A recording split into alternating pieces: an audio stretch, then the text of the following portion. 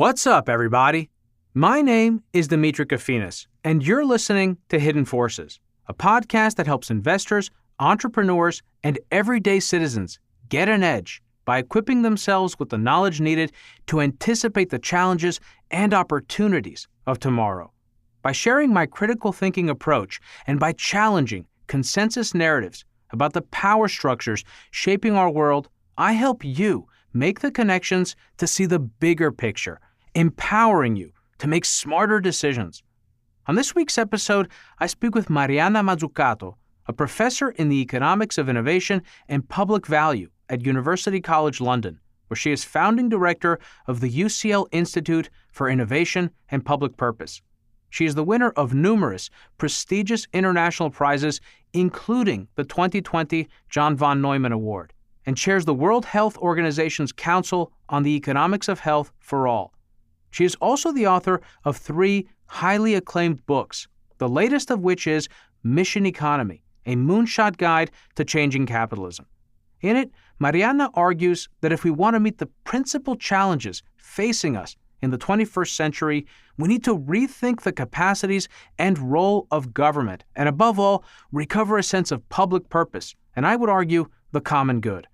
We need to be innovative, collaborative, and mission-oriented in our thinking, while also taking a stakeholder view of public-private partnerships, which means that when we take risks together, that we also share in the rewards that derive from those risks.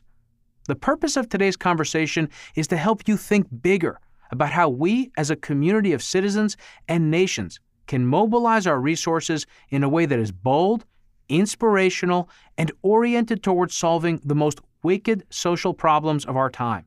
This means changing government tools and culture, creating new markers of corporate governance, and ensuring that corporations, society, and the government can coalesce around a common set of goals, ambitions, and objectives. In the Subscriber Overtime, Mariana and I discuss how the politics of divisiveness impact our ability to work towards mutual, shared outcomes, why Western society seems to have become more individualistic, and what we can do to shift our cultural awareness towards a more collaborative mindset when it comes to value creation in both the public and private sectors. And with that, please enjoy this highly engaging and educational conversation with my guest, Professor Mariana Mazzucato. Mariana Mazzucato, welcome to Hidden Forces. Thank you so much. Happy to be here. It's great having you on the program. As you were saying, we had tried to do this some time ago. I feel like it was 2 years ago, pre-COVID, and I was supposed to have you in the New York studio, and I insisted, and we were going to find a day and time to do it, but then COVID hit. That's right. So luckily for you, I keep writing these books, because that was for the previous book. That's right. It was for the value of everything. Exactly. And you've also written The Entrepreneurial State. I haven't read The Entrepreneurial State, but my sense is that this book pulls from that book as well. Is that right? It does, in terms of, in some ways, these last 3 books have built on each other. The Entrepreneurial State was really about uncovering all the different types of public investments that are basically in all our smart products. The reason the iPhone is smart and not stupid is because of the internet, GPS, touchscreen, Siri, and all of those investments came out of the public sector. And these were purpose-driven public organizations like DARPA. And really what the Entrepreneurial State did was not only uncover that history, also with energy, with digital platforms, with pharmaceutical industry, all the public investment, but then also ask the difficult question, how come we're socializing the risks with that innovation and not the rewards? Who's actually benefiting from all the profits that come about from that collectively creative process? The Value of Everything then asked, well, perhaps that's also because our underlying theory of value has been hijacked by a very siloed economic thinking of value only created in business, and the best that the government can do is fix market failures.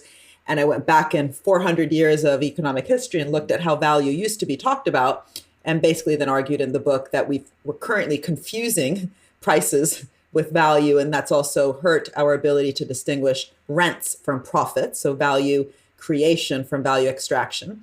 And I talk about why, that really matters. And by the way, Mark Carney picked up on that in his Reith lectures, which was great. And then in the Mission Economy book, what I do is ask, well, what does this all mean then, how we should be designing or economic policies, both macro, meso, meaning industrial strategy, but also micro policies in terms of how to really transform corporate governance. Because, of course, all the challenges we have today, whether they're climate change, the digital divide, or health-related challenges, require both public and private investment. And yet, if we have the wrong framing for public investment, not only do we get the wrong kind of public policies, but also the wrong kinds of partnerships. And so really what the Mission Economy book does is step backwards and say, look, we've got huge problems, one crisis after another, the financial crisis, the climate crisis, the health pandemic.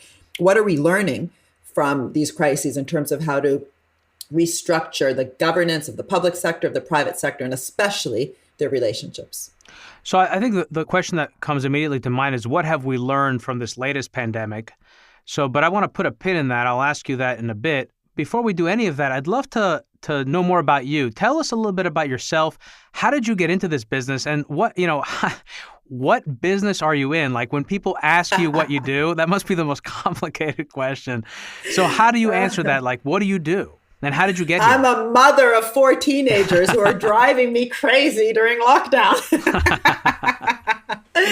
No, okay. So first of all, I guess my first, identity is I'm an academic. I made the choice to work in a university. I don't work in Goldman Sachs. I don't work in McKinsey. I work in a university. It's a large public university in Europe, in London, called University College London. By the way, almost all good public universities in Europe are public. There's very few private universities. Oxford and Cambridge are public, state-run universities, which is interesting. Sometimes we forget that in the US, where the Ivy Leagues are basically all private. Anyway, so I am a professor, but what I do is I also direct an institute. So I direct my own department. I founded a new department. It's not just a center, it's a full department in my university called the Institute for Innovation and Public Purpose, where the whole point is really to join up new economic thinking with new practices. There's no point in just complaining and saying capitalism is broken and then not, actually contributing to a new framework. But then if you're contributing to a new framework and not getting your hands dirty with, testing out the new framing, that's also not very useful. So what the Institute does is practice-based theorizing. We theorize about better ways to govern our system, but then we go help different actors, mainly governments, but not only, implement these ideas. For example, if we argue that we need more patient finance, not impatient finance, it's interesting to ask what kind of structure should public banks, for example, have. Public banks that provide patient, long-term committed strategic finance. What do we know about their governance, their accountability, and what is their place in a broader ecosystem of finance? So with my institute, we've worked on that in countries like Scotland, where we helped set up from scratch a public bank, or in Europe, we helped redesign the whole innovation program towards being mission-oriented. I'm sure we'll talk about that later. But also in countries with their industrial strategies, helping them redesign their strategies so they're not just about a list of random sectors, but, again, problems that all sectors can contribute to. In all those different cases, that means working maybe over a 2-year period with policymakers, not just going there and professing our great ideas. And that, for me, was very important to set up an institute where we had both academics, but also people that are kind of semi-academic, semi-practitioners who would then be part of the team on the ground to help implement the ideas and then bring back that learning to the theory. Where and when has such a model of public banking been effectively deployed, in your understanding? So the broader question is patient finance. There's different forms of patient finance, one of which can be public banks, but let's not forget there's also public venture capital funds, for example. So Israel has had Yozma, a public venture capital fund. Without that, Israel would not be startup nation. Or there's public wealth funds, sovereign wealth funds, and public banks. So public banks, for example, in Europe, we have the European Investment Bank. That's a public bank at the European Commission level. But of course, Germany, for example, has the KfW, which was actually set up during the Marshall Plan in order for Germany to recover. Italy, the country I'm from, has a public bank, but I don't think it's very well designed. It's basically been a handout machine. So this is one of my core points, which is it's not about public or private bank or public bank. It's how do we actually structure all the different types of organizations on the ground that collectively are important to co-create the economy, but also direct that economy in ways that produce the kind of results we need. For example, inclusive and sustainable growth instead of just a financialized form of growth or other forms or growth that's basically killing our planet, if we care about the direction of growth, not just the rate of growth, what is the role of different types of institutions? And the public financial institutions historically have been very important for actually providing that patient long-term finance. But if they're just handout machines, giving money to whatever firm, shouting the loudest, they become part of the problem. They become part of the problem of incumbency effects, where you have the status quo kind of, sticking without change. And the role of the public sector through any sort of policy, I think, should really be about creating additionality, making new things happen that would not have happened anyway, not just giving out subsidies, guarantees, or loans for different actors to stay in place. As I hear you talk, I actually do see the unification of both the value of everything and the entrepreneurial state in this book. Because having the question of what is important and what do we value is actually central to the justification of transforming the economy in the first place. Because what you're putting forward isn't simply, as you point out, it isn't simply creating a public bank or creating a new sort of department of government. It's about rethinking the entire relationship between government and the private sector and how we create value in the first place. I just wanted to throw that out there as we continue, because I'm sure it'll develop more as we go. But let's go back to that question that I said to put a pin in, which was what we've learned from the government response with the pandemic, because that really also centers us, brings us right to where we are. What have we learned, both in the U.S. and in Europe, and I guess all over the world, about government, about its competency, its abilities, its mandate, et cetera, from the way in which various governments, including the U.S. government, responded to and are continuing to deal with the pandemic? So we've learned that we are incredibly unprepared. Once a crisis of this proportion occurs, a pandemic of this proportion, if you have not been investing over a long period into your public administration, into your public health system, you're going to be in trouble. We are only as healthy as our neighbor is, right? In our literally on our street, in our city, in our nation, and globally. Had this pandemic begun in Africa, for example, where the health system is much weaker than in China, we would all globally have been worse off.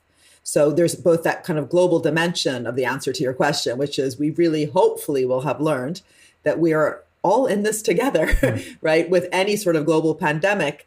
And that's why it also becomes really important when we have a vaccine, that it's not enough to have a vaccine. It has to be universally accessible. So if we don't govern the innovation system around the vaccine to foster, for example, collective intelligence, which is what the World Health Organization is calling for by pooling the patents, so we don't privatize all the knowledge around the vaccine, but also the different therapies and diagnostics, then we're in trouble. And that's another big lesson. What does it mean to actually govern the innovation process, which is so critical?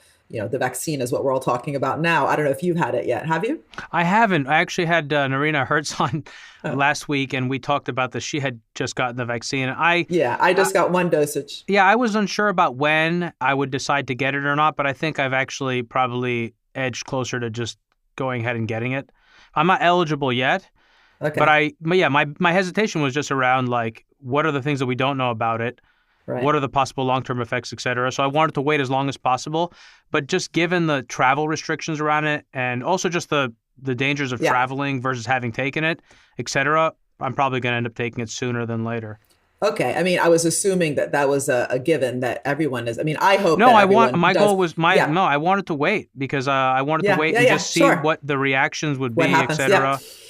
So, I mean, just coming back to the question, like the first issue is, what have we realized is missing? And I do think we have very weak health systems, and strong health systems are absolutely critical in order for the suffering in a pandemic to be less than what it has to be, right? You can't completely prevent the pandemic, but you can surely make sure that everyone, both the healthcare workers themselves, are, well prepared. And that's been striking also, just how ill prepared our systems were to make sure that frontline workers, essential workers, or key workers, however any country is calling them, have actually been fully resourced, even just with personal protection equipment. Mm-hmm. We failed miserably on that globally.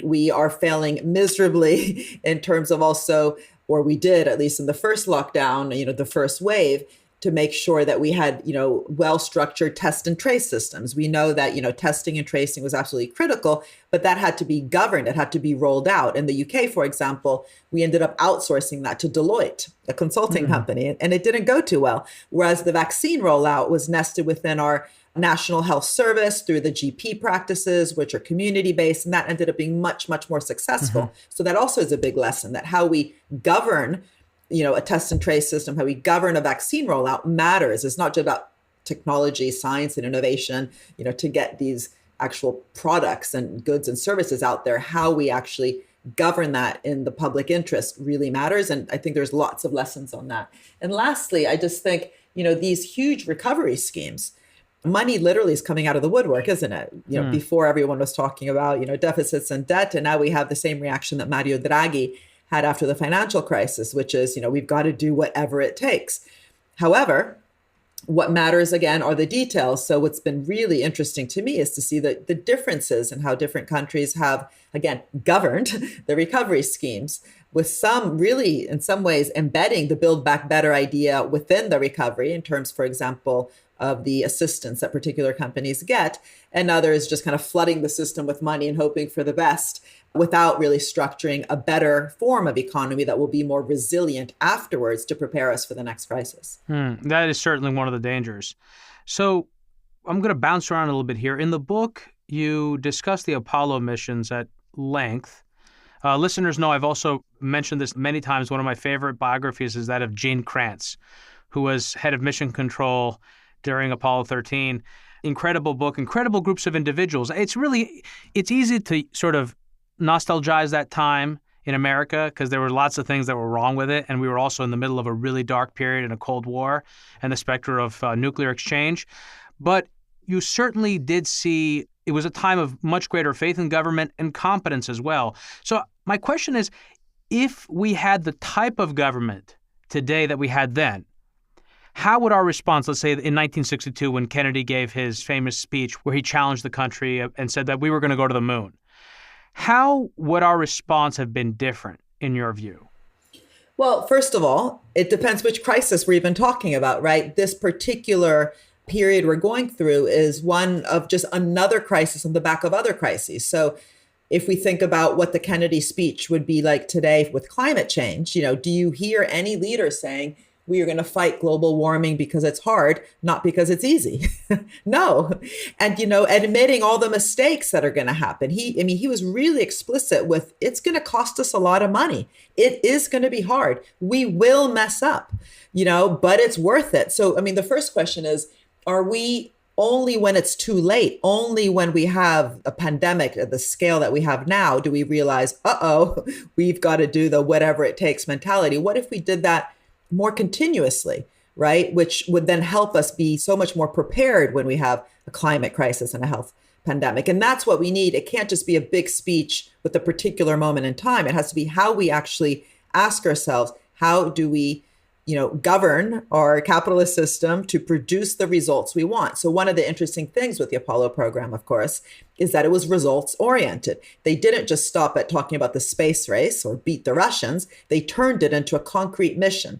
Get to the moon and back again in one generation.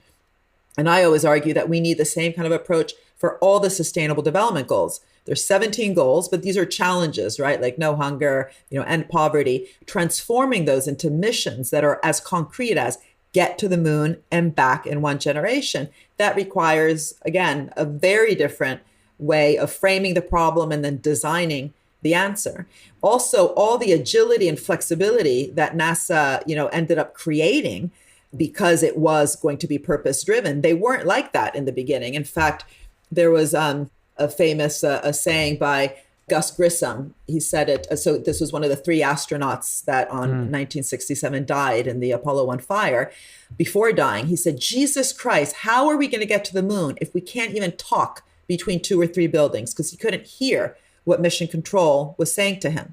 And on the back of that, George Mueller, who had come in from Bell Labs to help, direct strategy in NASA, underwent a whole, process of discussion and change with it, or he led it within NASA to get NASA to be much more agile, horizontal with, program officers, delegated tasks, but much more horizontal communication between all the different programs and flight centers. And that was important. That organizational change was important if NASA wanted to get to the moon and back again. So again, if governments want to be purpose oriented and fight climate change, build strong health systems, solve a big problem, which we've also realized with COVID, which is the digital divide, right? Kids in classrooms globally are not being educated the same when they're in lockdown because of the immense inequality that we have. That itself could be a mission. If you're going to be mission and purpose driven, what does it mean for your intra-organizational culture, structure, and so on? And also, the thing that inspired me the most, and I find myself talking about this more almost than anything else with NASA and Apollo, was how they partnered with business. So, it wasn't just innovation in aeronautics. There was lots of innovation in nutrition, materials, textiles, electronics, software. So first of all, it was really intersectoral. And I think a mission-oriented approach should always try to get as many different sectors to invest and innovate. And that matters in terms of how you design the mission to be outside of just a silo of one sector. But what was interesting was all the different companies from Motorola, Honeywell, General Electric, Boeing, and so on. NASA was very confident in how it interacted with these businesses. It wasn't a, completely, state-driven, there was lots of businesses, but how NASA partnered, how they procured in different types of solutions they required, they paid attention to the design of the contract. So they actually moved from cost-plus contracts, which they thought could be easily gamed, to fixed-price contracts with incentives for continual innovation. And they even had in the contracts the idea of no excess profits. In other words, that this wasn't going to become just big gambling casino. They believed, NASA, that they were adding a lot of value, obviously, to the mission, and they were going to partner in such a way that they could really share the rewards. And one of the ways to do that was not to have all their, costs elevated artificially through the cost plus contract. So this idea that you're purpose driven, so that requires organizational change, but also it requires a particular type of partnership and contract with the other actors like business, I just think is such a useful lesson today, where obviously any of the challenges we're facing can't just be solved by governments, but often the problem is that the way government is partnering with business ends up to be, for example, parasitic and not symbiotic. And if you want a great example on a parasitic ecosystem, look at the health sector, where you have huge amounts of public money going in, and then the prices of the medicines don't reflect that. The governance of the intellectual property rights don't reflect that, and so on. Yeah, and the financial sector as well. Of course.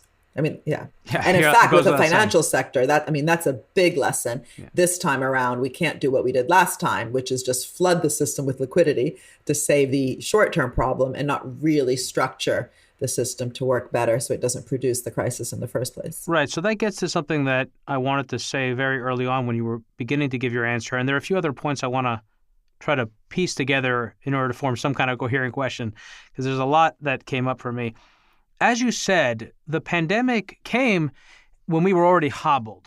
We were dealing with already a series of issues. We had chronically low economic growth, partly, I think, due to the large overhang of private sector debt that accumulated after the previous financial crisis.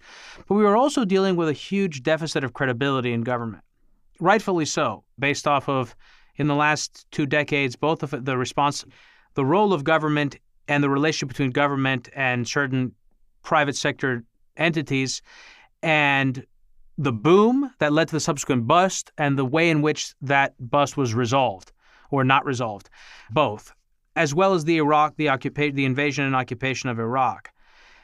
In 1962, the U.S. was less than 2 decades. In the last 2 decades, the U.S. had experienced a coming together to fight the greatest war in human history, and subsequently the victory of the Allies in that war. So it had the infrastructure, and it, I think arguably perhaps even more importantly, there was a sense of trust within the country. So when I asked that question initially of 1962, I wonder how useful it was actually reflecting on it to ask it that way, because we were a very different country. And so also because of that, we had people in government who were more competent, arguably, and cared more. So, for example, they were more likely perhaps to negotiate better terms on contracts. So I guess, how do you think about that? The fact that people, the citizenry isn't where it was in 1962. So how do you account for that when you try on a practical level to actually implement the sorts of changes that you think are necessary in order to move us forward, whether we're talking about climate, health, national security, et cetera? So, I mean, that's a really good question. And I think that you can either look at this as just, a deterministic history that, once upon a time, there were really smart people in government and they knew how to negotiate contracts. And now we no longer have those people. Oh, dear, this is what happens. Or you can look at it as, an outcome of ideology and political forces and lobbying that actually have gotten us into the mess that we have. And I would argue somewhere in the middle, but mainly on the latter, which is that the way that we have framed government in recent years, and let's just put it simply so we don't have to, go into long history about this, but the kind of Reagan, Thatcher, and neoliberal kind of economics that has been associated with that has then landed within our public administrations. And by the way, there's theories about this. So the way we teach our global public servants has been fed by this kind of neoliberal view of the economy in terms of public choice theory, new public management, where basically we have convinced global civil servants that at best they're there to fix markets, or as economists like to say, fix market failures. And that because government failure is even worse than market failure, then do as little as you can and then get out of the way so that, once you've picked up or fixed the problem, then you allow the market kind of, to actually direct the economy. And that has affected who wants to work in government, because you can imagine that if you are, I should be careful because I actually think government is full of really, really smart people. It's just that they're constrained massively by the kind of structures they work in. But just to finish that point, if you see yourself as a value creator and you like taking risks and you believe in learning by doing, so by definition, you will have to make some mistakes and then learn from that. And you go into an organization where as soon as you make a mistake, you're on the front page of the newspaper, or in the UK, why is that? That's a good Daily Mail. That's a good point, because in the private you're sector, not going to want to work in government. Yeah, exactly. Right. So you're not going to want to work in government. So this is a thing. We have, by not admitting that government actually creates value, by pretending that government is just there to fix market failures, and by blaming government anytime it makes a mistake without, admitting that actually that's part of the experimentation process. And the real problem is if you're not investing within your organization to learn from your mistakes so that you just kind of, keep failing, then of course you're going to prefer to work in the private sector where, we actually often glorify risk taking, which by definition, again, means making mistakes. The whole venture capital industry, if you speak to any venture capitalist, they will say, yeah, for every success, we had to undergo at least, 7 or 8 failures and mistakes. So if the framing coming from, again, put really simply, neoliberal economics is that government is, at best fixing markets, at worst completely useless at what it does, and value is only created in business, that has actually structure the kinds of government organizations we today have. That affects the kind of people that want to work in government, but also the great people that do work in government that are driven by public service end up being very constrained on what they can actually do, both because they end up fearing making any sort of mistake, because again, then that gets put on the front page of the paper, but also there's no real culture, like the culture I was talking about before in NASA, which really welcomed risk-taking, which was all about experimentation, agility, and flexibility, where the average age in mission control room was 25. It ends up being very difficult actually to be imaginative, to be mission-oriented, to, again, welcome experimentation and risk-taking. But there's nothing inevitable in that. In other words, we've ended up with those types of public organizations that are risk averse, that are static, that are often too top down, don't have those kind of horizontal systems, which George Mueller really cared about. But that is what I'm trying to say is that's not a coincidence. That's an outcome of how we have talked about government since, the last basically 40 years. So if we now want to say, actually, we've learned from COVID, we need government to actually lead in a crisis like this. Of course, it needs to partner with the private sector, but it needs to know what it's doing. The first thing is we need to be asking ourselves, what are the investments that we're making within our own public organizations so they can, govern and be a dynamic partner and, lead the way while galvanizing a lot of bottom-up experimentation.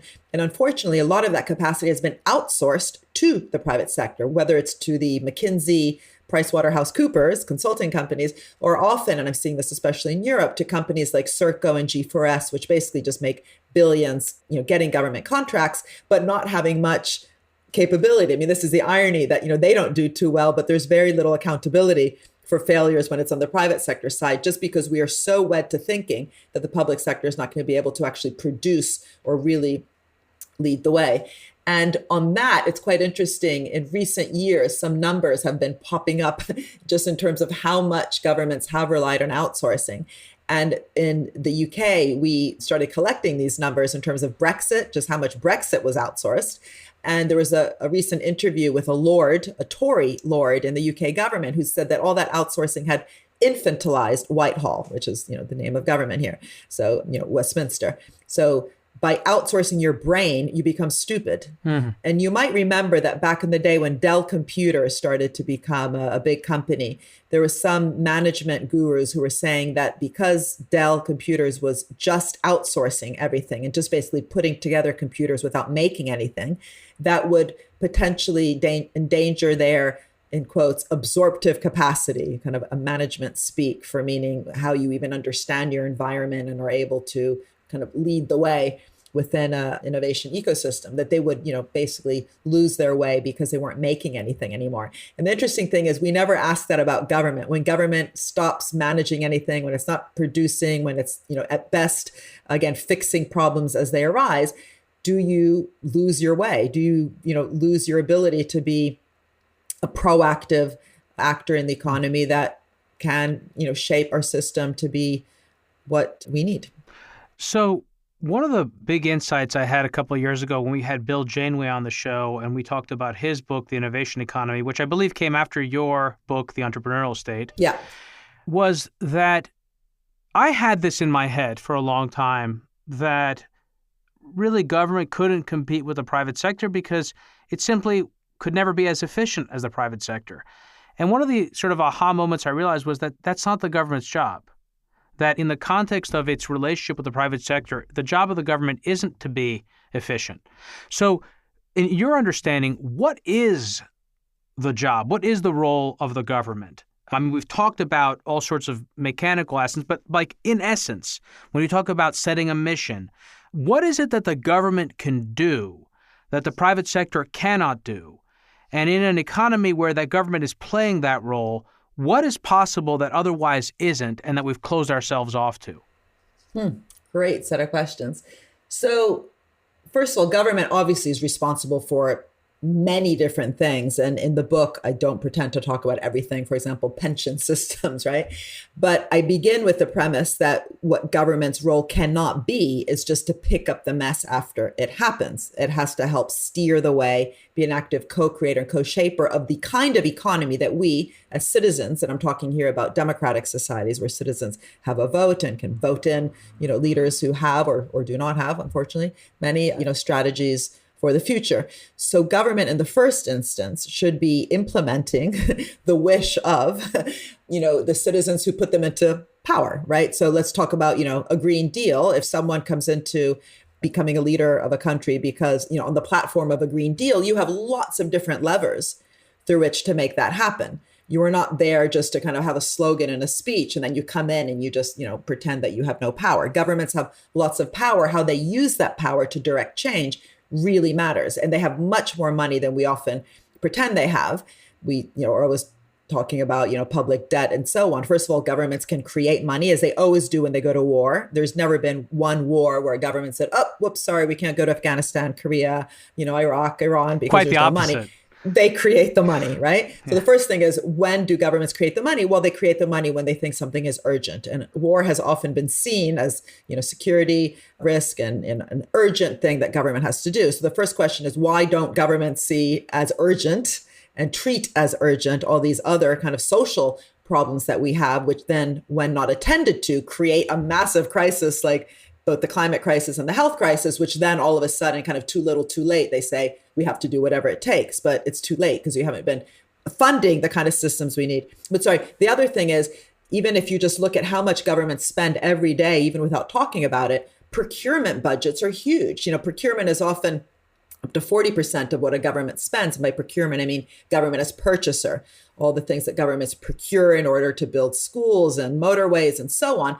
Procurement can be an innovation budget, right? How government not only invests in all the kind of things that I talk about in the entrepreneurial state, internet, GPS, Siri, but also on the demand side, what it wants in order to, build the social and the physical infrastructure. That can be done in different ways. It can be done terribly, where you literally just kind of, have a static relationship, again, with the organizations that you're procuring from, and it's literally just bricks and mortar and cement.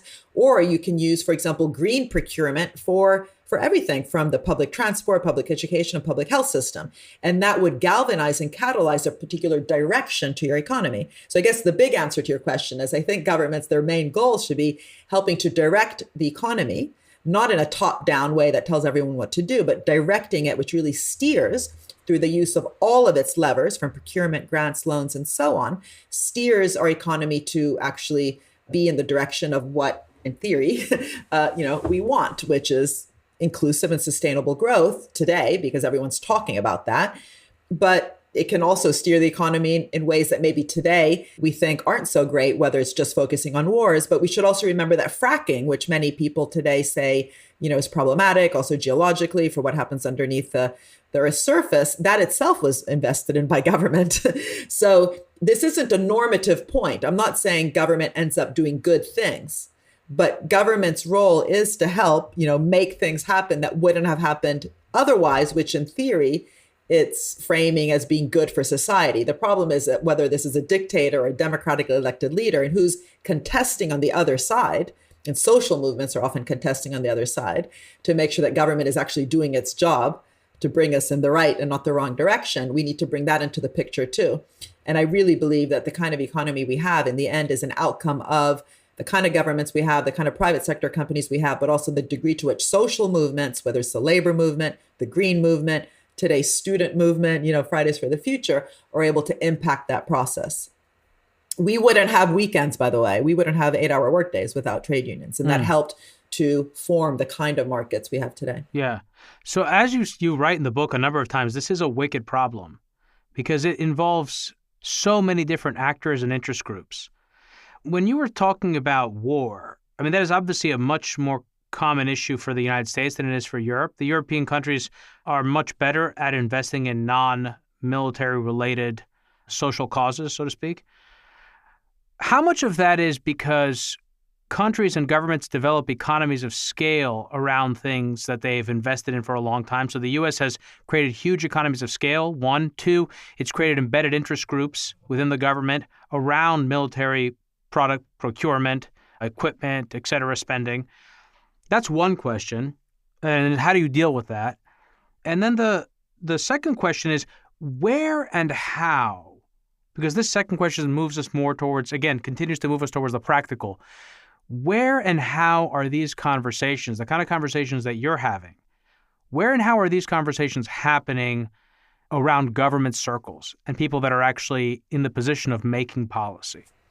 So I'll actually connect the two questions, because one of the places where I found these things happening in terms of the conversations is in Scandinavia, where, for example, in Sweden, they have a very clear mission, very high level, which is to have a fossil-free welfare state. And then they land this on very concrete missions, like the school meals have to be healthy, tasty, and sustainable. And so if you look at the whole value production and distribution and consumption of school meals, what does that mean to have a very clear mission that they have to satisfy all three of those goals? And what does it mean to bring students into the process, into that kind of co-creation and co-design? So it's, both studying it through the curriculum, but students can be part of, designing school meals so that they're actually, again, more tasty, healthy, sustainable. And the sustainability angle can come strongly into the curriculum, but they can also be part of the process of monitoring. How early do they bring them into the process?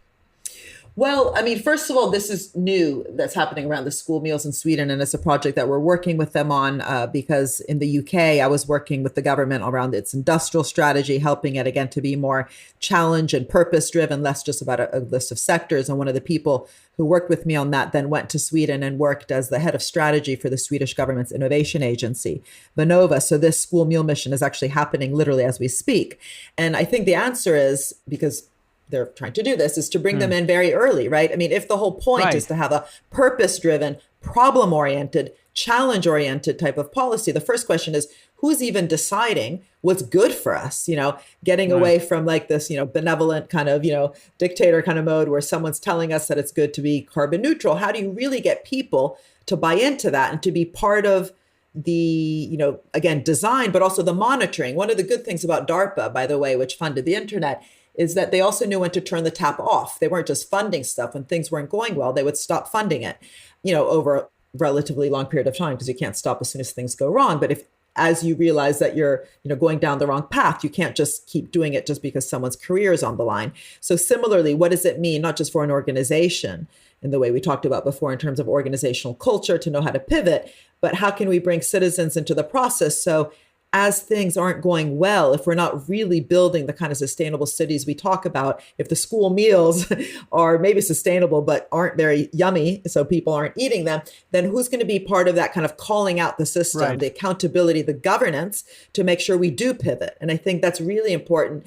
that we think of it both organizationally, because again, lots of public institutions will fear that kind of failure and might just kind of keep going on because someone's job is on the line, but also what does it mean for the engagement process where, coming back to the sustainability agenda, to bring citizen assemblies to the fore, right? So that the debates that are actually needed to contest the idea of, a better way, that it's not just fed through as, a top-down plan, but really is co-creating, co-design. And here I think we need to be careful because it's neither top-down nor bottom-up. If something is completely bottom-up and you have a referendum, for every little thing, it's going to be chaos, complete chaos.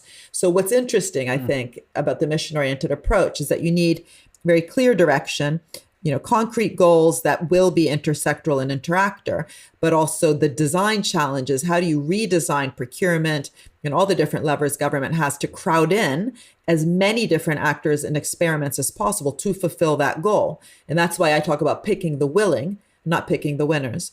Just one thing I wanted to bring up, because we talked about it before, outsourcing. This is something that the NASA people were aware of. They said that if government doesn't have its own capabilities, if it's not investing in its own resources to be dynamic, to be able to pivot, to be able to be, agile, but also knowledgeable within the different areas, it's going to be captured. And they talked about it as being captured by brochuremanship, which is kind of funny as a term because it makes you realize that they didn't have PowerPoints back then. They had brochures, right? A company would come in with a brochure and say, "Oh, give us that contract." And the model in the back of the truck, or it's like the movie. I don't know if this is not exactly. I'm kind of going a little bit off here, but there's that movie, the McDonald's movie, where the founder of McDonald's was traveling around the country with like one of those milkshake blenders. Anyway, yeah. Oh, right. So, these are all issues. Again, organizational culture, knowing how to take risks, but also when to admit things aren't going well, but also investing within your own capabilities in order to be a dynamic partner alongside business.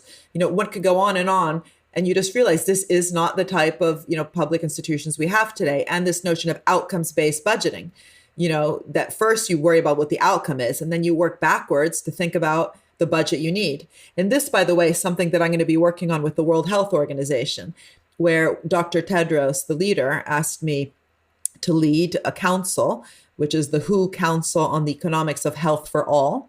It will be announcing the membership soon. I'll give you the inside knowledge that it's going to be all women. And if you ask me why, I'll say, why not? So ask me why. No, anyway. And the idea is to do the reverse of what's usually done. Usually people say, oh, invest in health because it's good for the economy, when they're trying to make that link. And we're saying, no, invest in health for all. Coming back to your first question, what have we learned? Well, health for all matters. We're only as healthy as our neighbors. And work backwards and ask, what does it mean for the economy? What does it mean for the financing? What does it mean for the public-private partnerships? What does it mean for the budgeting? What does it mean for, how we think about our debt and our deficits when we're building our kind of social infrastructure?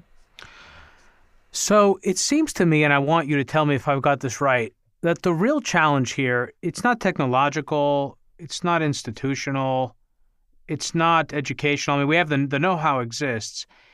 It seems to me that it's really about, and then bringing it back to this point about it being a wicked problem, it seems that it's really about stakeholders, and that you have people, everyone in society, or many people rather, that are invested in the way things are done today. And many of those people might be willing to change, but they need to get the assurances they need in order to be willing to give their support to something. So it seems like it's really about getting that initial stage of the conversations and getting stakeholders into this process and getting people invested and supporting it. Does that sound right? Is it really a political issue first and foremost, and not a political issue of going to the demos, going to the citizenry, trying to use the bully pulpit, but really to actually get the major institutional interests to buy into a plan? It's definitely that, but it's not only that. I mean, that is part of the wickedness of the problem, right? Which is anytime you're talking not just about technological change, but something like climate change, or again, the digital divide, or health systems, that requires also regulatory change, behavioral change, and so on.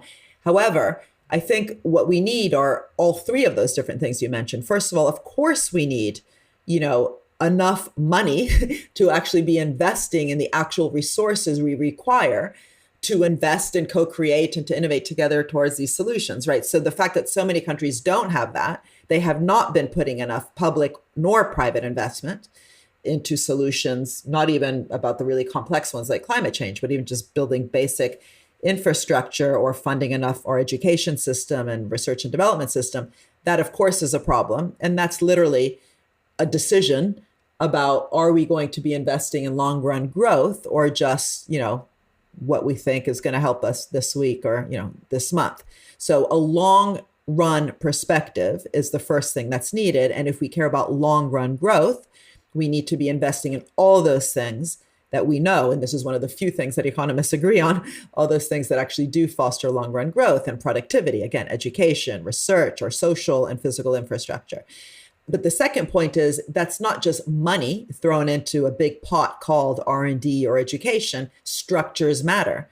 So in many countries, there's a lot of public funding of things, but they don't have the right kind of dynamic and capable public structures, nor do they have the right private structures. In many countries, including the US, the private sector has become overly financialized, spending more money on share buybacks, say, than on research and development and on any sort of, reinvestment within production itself, including worker training. So that problem of, maximizing shares versus maximizing stakeholder value, we know is an issue in the corporate governance world.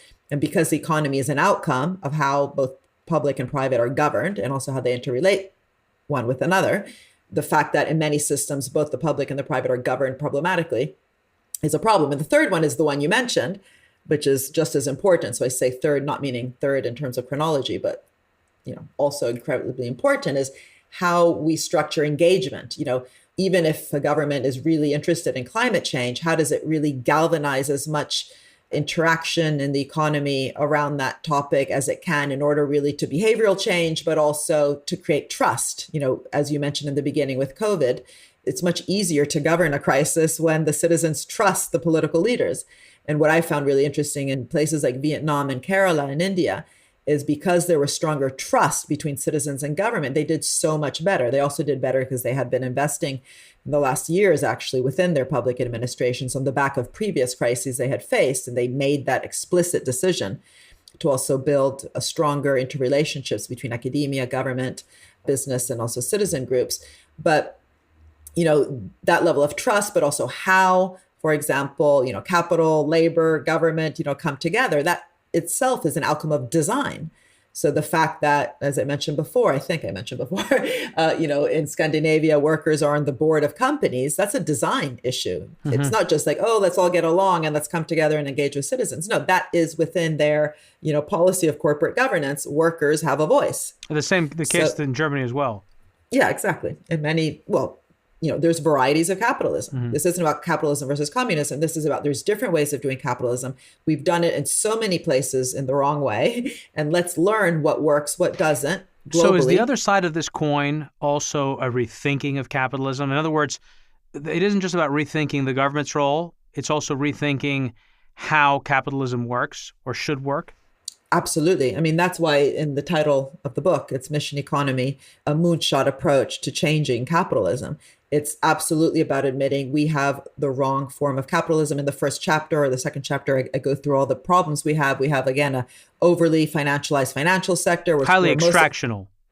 well, the financial sector is basically financing itself, right? So, like in the UK, where I'm sitting today, 80% of our finance goes back to finance, insurance, and real estate. It doesn't even reach the real economy, let alone the good stuff in the real economy that we've been talking about.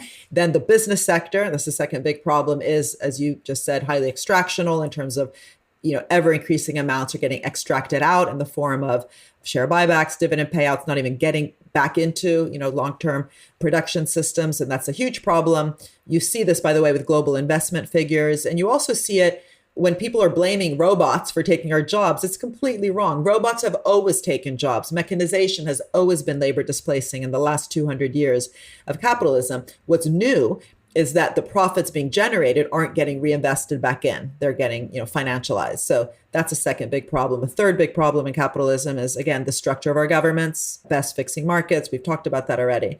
And the outcomes of that are, again, of those three big problems, business, finance, and government all being problematic, are, again, the crises that we're currently facing: financial crisis, climate crisis, health crisis, which of course is related to the climate crisis. If you read about what's going to happen when the permafrost starts melting and all the new viruses that come out from that, that's not going to be good news for us.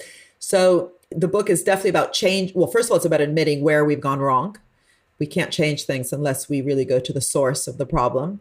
And I don't blame government for being the source, but unless we have a new form of government, we're not going to have change. Talk a lot about the dysfunctions in the private sector and government. And in the end, it is about changing capitalism, but there's no point in changing capitalism if we think everything's working well. So connecting how what we're doing now wrongly is related to these dysfunctions we have, and how we then have to do things differently in order to have a better result is what the book's about. So Mariana, I'm going to move the rest of our conversation into the overtime. There are three, there are probably more, but there are three things maybe that was the descriptor for them that I would like to cover with you. One has to do with what I think is a troubling politics of divisiveness, both on the left and on the right. The flavor is different, but each party, I think, caters to a divisive ideology around how it relates to the public. And that seems to me to be disjointed with the idea of building a mission-driven state, because you need to have a sense of common good and common identity in order to move in that direction. So I'm curious what your thoughts are on that, if you agree, and then how do we go about fixing that? Another one has to do with, it's kind of similar to this, and it has to do with what I feel is a society-wide move from a more collectivist view of identity to a much more individualistic view, and a move from a collaborative view of value creation to a much more competitive one. I wonder, again, if you agree on that, and if you think how and why you think that's happening, and how we might go about changing it. And then the last one is to maybe speak in a bit more detail, maybe with a country like Germany, where you think, we talked about Sweden, but where you think this model has been best implemented. Is it China? I don't know. Those were kind of off the top of my head. For anyone who is new to the program, Hidden Forces is listener supported. We don't accept advertisers or commercial sponsors. The entire show is funded from top to bottom by listeners like you. If you want access to the second part of my conversation with Mariana, as well as the transcripts and rundowns to this episode and every other episode we've ever done, head over to hiddenforces.io to check out our episode library or subscribe directly through our Patreon page at patreon.com/hiddenforces. There's also a link in the summary page to this episode with instructions on how to connect the overtime feed to your phone so that you can listen to these extra discussions just like you listen to the regular podcast. Mariana, stick around. We're going to move the second part of our conversation into the subscriber overtime. Today's episode of Hidden Forces was recorded in New York City. For more information about this week's episode, or if you want easy access to related programming, visit our website at hiddenforces.io and subscribe to our free email list. If you want access to overtime segments, episode transcripts, and show rundowns full of links and detailed information related to each and every episode, check out our premium subscription, available through the Hidden Forces website or through our Patreon page at patreon.com/hiddenforces. Today's episode was produced by me and edited by Stylianos Nicolaou. For more episodes, you can check out our website at hiddenforces.io. Join the conversation at Facebook, Twitter, and Instagram at Hidden Forces Pod, or send me an email at dk@hiddenforces.io. As always, thanks for listening. We'll see you next week.